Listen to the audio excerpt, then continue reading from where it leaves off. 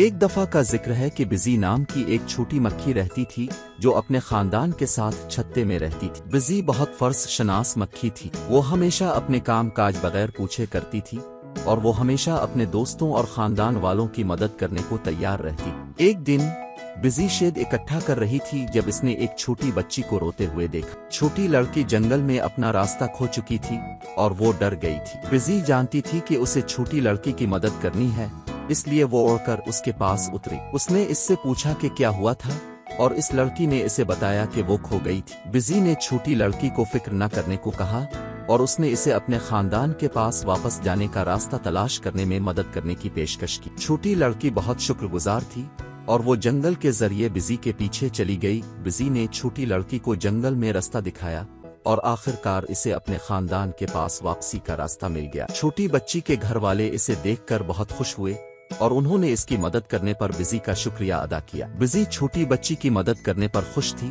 اور وہ جانتی تھی کہ اس نے اپنا فرض ادا کر دیا ہے۔ وہ واپس اپنے چھتے کی طرف اڑ گئی اور اس نے اپنے خاندان کو اپنی کام کے بارے میں سب کچھ بتایا۔ بزی کے خاندان کو اس پر بہت فخر تھا اور انہوں نے اسے بتایا کہ وہ ایک بہت فرض شناس مکھی ہے۔ یہ سن کر بزی خوش ہوئی اور وہ جانتی تھی کہ وہ ہمیشہ دوسروں کی مدد کر کے اپنا فرض ادا کرے گی۔ کہانی کا سبق: فرض شناس ہونا ضروری ہے۔ جب ہم اپنا فرض ادا کرتے ہیں تو ہم دوسروں کی مدد کرتے ہیں تو دنیا کو رہنے کے لیے بہتر جگہ بناتے ہیں۔